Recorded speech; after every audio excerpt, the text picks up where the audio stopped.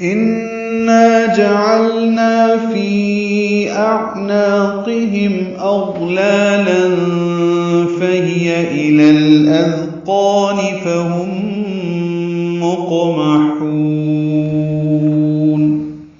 ان نون مشدد پہ غنہ ہے، غنہ واجب ہوتا ہے، آواز ناک کے باسے میں لے جا کر 2 حرکات تک ٹھہراتے ہیں. نا یہ الف مدہ ہے، 2 حرکات لمبا ہے. جعلنا عین وسط الگ سے نکالیں گے، لام ساکن سے ملائیں گے، لام ساکن پہ اظہار ہوگا. نا الف مدہ ہے، 2 حرکات لمبا ہے. فی یا مدہ ہے، اس کے بعد حمزہ آنے کی وجہ سے مد منفصل ہے.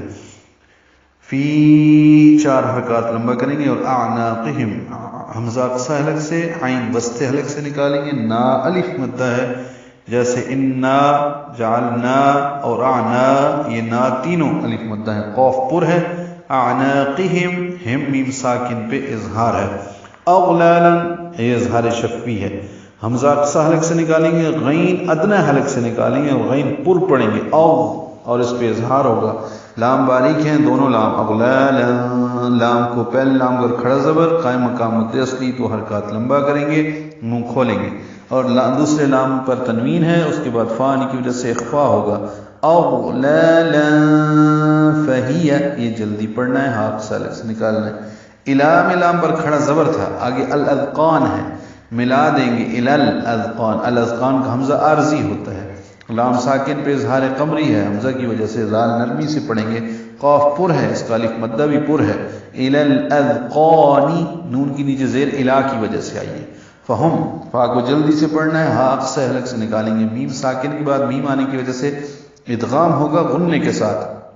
فہم منہ بند کر لیں گے، آواز ناک کے بعد سے ملے جائیں گے. موقع قاف ساکن پہ قلقلہ، اور یہ قلقلہ بھی واجب ہوتا ہے، قاف پر قلقلہ واجب ہوتا ہے.